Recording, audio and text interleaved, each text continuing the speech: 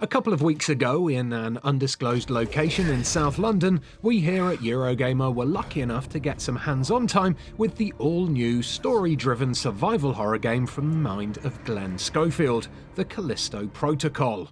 Set on Jupiter's moon, Callisto, in the year 2320, the game challenges players to escape the maximum security Black Iron prison and uncover its terrifying secrets through a blend of horror, action, and immersive storytelling.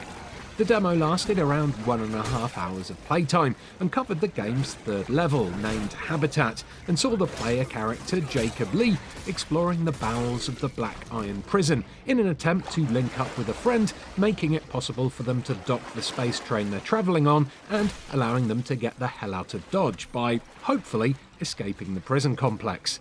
Sounds simple enough, right? Wrong. Blocking Jacob's path were a whole host of biophage, mutated former inhabitants of Black Iron that have been infected with a mysterious virus, who were not so happy to share their space with him.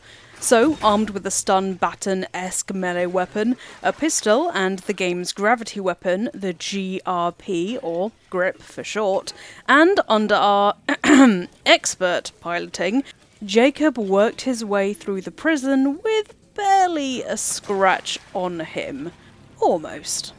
Following the gameplay, we were able to sit down with Glenn Schofield and quiz him on a few of the things we're most excited about with the Callisto Protocol. So sit back as we recount the 6 biggest takeaways from our experience with the game and our talk with Schofield.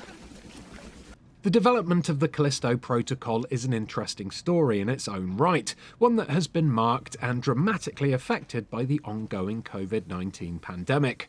Schofield started work on the title in June 2019 and was the main developer for the first 3 weeks. He then started hiring, bringing more people in and starting the studio, Striking Distance, but its new employees were without equipment for their PCs for the first few weeks due to Bitcoin-driven shortages on the components. Then, after 7 days in their brand new studio, with a huge amount of concept and writing work under their belts, COVID shut it all down. The team quickly adapted, Schofield says, and adjusted to the challenges of remote working well. Over the course of 3 years, and with all the restrictions of COVID, Striking Distance had to hire up, work, and inevitably let people go. It's a commonly shared experience for most of us from the last few years, but one that has its own issues when applied to game development, particularly within a young studio. Before COVID hit, there was a team of 50 to 60. Now, in the run-up to the game's release, the company has grown to 200 strong, with offices in 3 countries and across 17 states around the United States. Schofield is incredibly proud of the way his team have worked and come together through the pandemic, saying they just kept plugging and plugging away. And now, showing the Callisto Protocol off for the first time, you can feel his excitement. Sometimes in the middle of development there are some dark days. You don't know if you're going in the right direction, he says, and it's just really good to see how much people are enjoying the game. This is the first time that the game had been played outside of the company, and Glenn found a lot of validation in seeing people finally enjoying it, jumping in fear in places he'd almost forgotten there were scares, wrestling and getting a handle on the combat, and playing it in their own way. It's been 14 years since the release of the original Dead Space, and with a remake on the near horizon, and 9 years since Dead Space 3, many people have been wondering if Callisto Protocol is the Dead Space 4 we've all been waiting for. No, says Schofield. This is something new, and we've got to agree with that, to be honest. The game's heritage is there to see, of course, but there's a lot that's new here, and not just the stellar audio and incredible graphics. Schofield says that with the Callisto Protocol, he and his team have made the game that they wanted to make. The evolution of the type of survival horror that they like to play, so rest assured it's been carefully crafted to be what the team thinks is the best possible version of the survival horror genre, and they know what they're talking about, trust me. Alien, Event Horizon, and John Carpenter's The Thing were all early inspirations, Schofield says, but he and the team also looked to modern horror. This modern horror was split between the way the West and the East tackles the genre. In the West, horror has become much more personal and brutal over the years, as where once you'd be trying to predict who would survive, now you're left expecting most of them to die, as no one is ever really safe. From Korean horror, Schofield drew inspiration for the way the biophages move. The zombies in Korean series like Kingdom and All of Us Are Dead in particular were an inspiration. The zombies in those media are almost like contortionists, and along with that comes the sickening sounds of breaking bones as they twist their bodies in a way that's completely unnatural and painful for us normies. And let me tell you, that rings true immediately upon your discovery of Callisto Protocol's more disturbing biophages.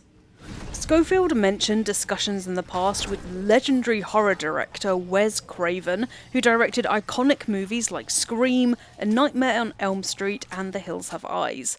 Like Wes Craven, Schofield is all about getting up close and personal with horror, and unfortunately for those of us that get the heebie-jeebies like yours truly, he and his team have succeeded in this to great effect.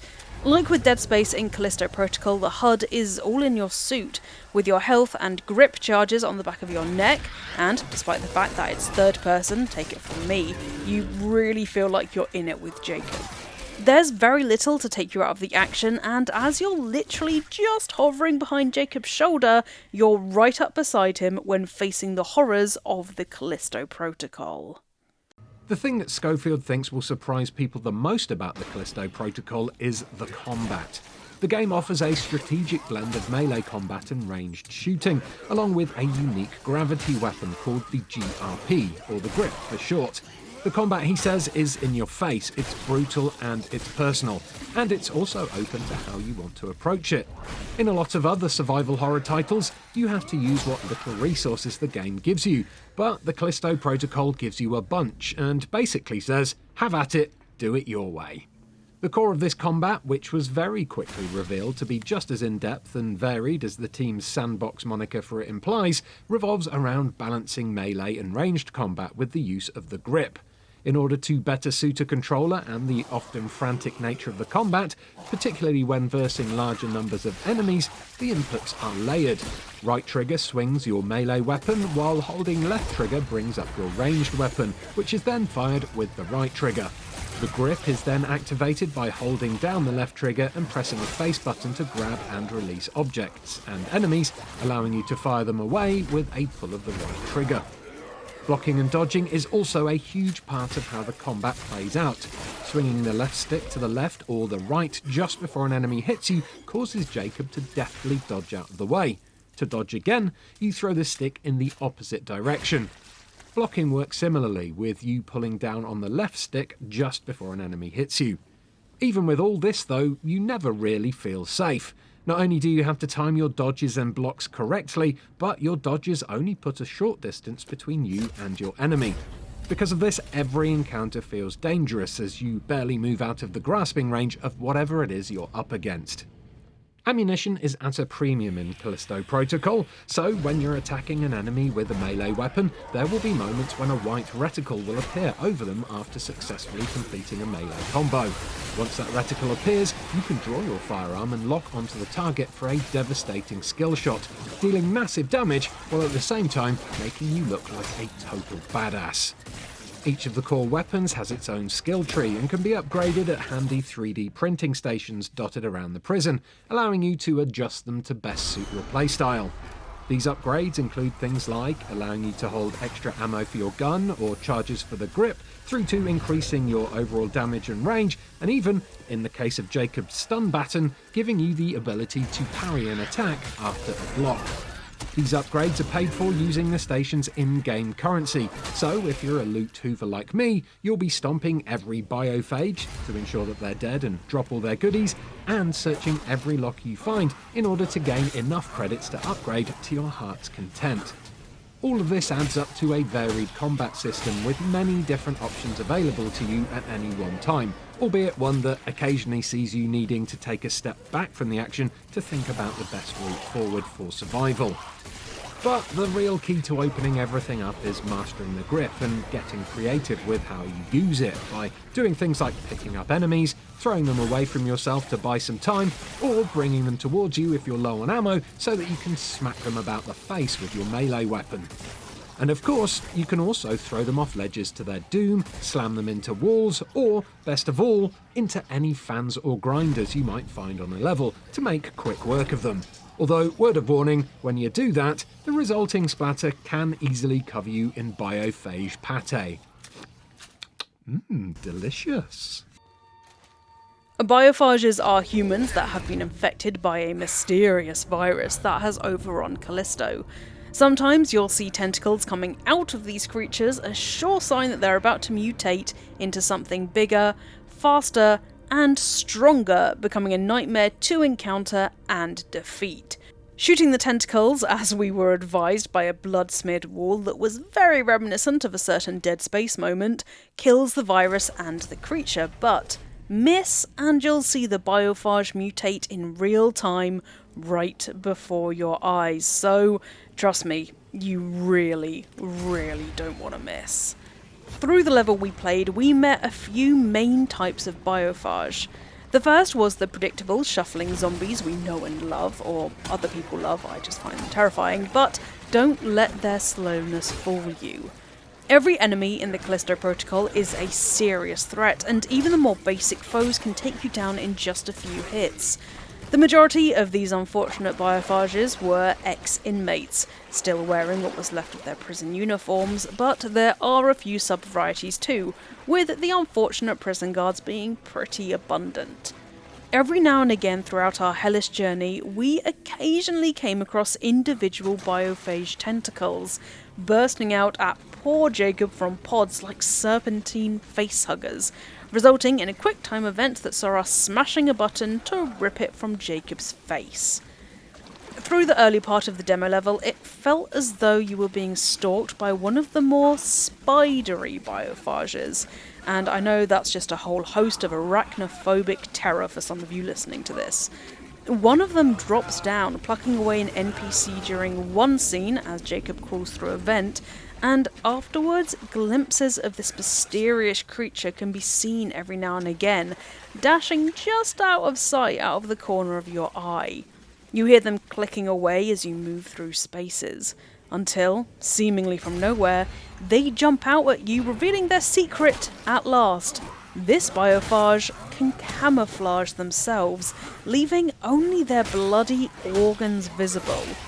After this unpleasant encounter, they were more abundant as an enemy type, and I got a whole new lesson on biophage anatomy. When asked whether this biophage's fondness for stalking would result in a more ever-present enemy type appearing later in the game, like the Tyrant and Nemesis from Resident Evil, Schofield confirmed that this would not be happening. Despite having done this in the past in Dead Space with the Hunter Necromorph, it's not his thing anymore. Instead, we were told, later on we'll find that someone might have been stalking us throughout the game, despite us not necessarily being aware of it, but that this would tie more into the story and add more depth to Callisto Protocol than simply having an ever-present, oh-so-killable enemy would. When asked how the team arrived at the designs for the biophage, Schofield said that initially they looked at movies like 30 Days of Night and I Am Legend to draw their inspiration, with the resulting monsters having huge mouths which felt a little stretched and a little fake. So they made the, obvious change and gave them 2 mouths instead. There's also another character named Two-Head that you'll discover later on in the game, but we'll leave it up to you to work out what they might look like. Right away, Schofield says he knew he wanted the biophage to have their origins in humans. You can see this inspiration and you can tell that they were once human, but have now become deformed, twisted and grotesque creations. Through this body horror, he believes the impact will become more personal and make you wonder how much of their human intelligence the biophages have retained. They block a little, they dodge a little, and as you fight them, they seem to react to your moves. Swing too much with your baton, and they seem to block and go on the counter-attack, forcing you to be more diverse with your combat strategy. Schofield drew parallels to the biophage and horror characters such as Michael Myers from the Halloween series. They're intelligent and they're sick, they're relentless, they keep coming for you, and they leave you wondering what they are going to do to you. The short answer to that question, though, is kill you, in ever more gruesome ways. As in Dead Space before it, every death is met by an accompanying animation that will make sure you won't sleep at night. Now, as professional gamers, we didn't see too many of those, but the ones we did have burned their way into our minds, and these included a biophage stomping on Jacob's head and ripping his arm off, us being given the world's roughest noogie until our head exploded, and a recreation of that scene from Game of Thrones that starred a certain Mandalorian. While the level we played didn't show much of the game's wider story, it did offer an intriguing glimpse that already starts to raise questions about where things will go. Schofield is incredibly proud of the story, promising rich characters, a lot of development for the main character Jacob, and beautifully grotesque cinematics throughout. The Habitat level saw Jacob crawling through vents, creeping through corridors, wading through filth, and, in one instance, going through the galaxy's worst water slide, spitting out mouthfuls of sewage as he battled off monsters. What a sensory nightmare. Eventually, there's a huge domed courtyard area with patrolling robots joining the spidery, transparent biophage ready to jump out at you from the surrounding trees the moment you drop your guard. Just because killer robots weren't enough already. Each level has been meticulously crafted, and from playing it, it's obvious that lighting, sound, the location of monsters, and scares have all been painstakingly laid out. There are no rules in horror design, says Schofield, and no systems. Everything in Callisto Protocol has been put where their gut says is best to either scare or add tension. Callisto Protocol's creators are adept in this kind of horror engineering, thinking of themselves as twisted, terrible versions of Disney's Imagineers, balancing the creation of this heavily oppressive atmosphere with managing the build and release of tension in fun, questionably fun, interesting and unexpected ways, so you're never able to find your footing and predict what's going to happen next. The result is a personal tale of survival horror that you might expect, with tough, visceral combat, often making you feel helpless and forced to improvise, using all the tools the game gives you in an effort to survive and then need enough therapy for several lifetimes. When questioned on what else we can expect from the prison environment and whether we'd see much more beyond it, Schofield teased that we'd be seeing much, much more. Oh no. At some point later in the story, Jacob will find out that he's no longer in the prison, and that, chillingly, the prison wasn't the first thing to be built on Callisto. Leading out onto the frozen surface of Jupiter's dead moon, like the brief snippet we saw in the trailer, we'll be battling through a blizzard where you can barely see your hand in front of your face, with the rushing winds making it even harder to listen out for biophages, who will have adapted to the frozen terrain far more than Jacob's measly and oh so fragile human body. And there we have it, 6 things we learned from our time with the Callisto Protocol and our discussion with the game's director, Glenn Schofield. Are you excited for the Callisto Protocol? Will you be picking it up on release? Or will the Dead Space remake satiate your survival horror hunger?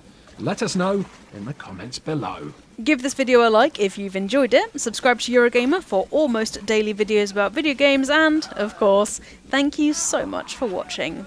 Bye!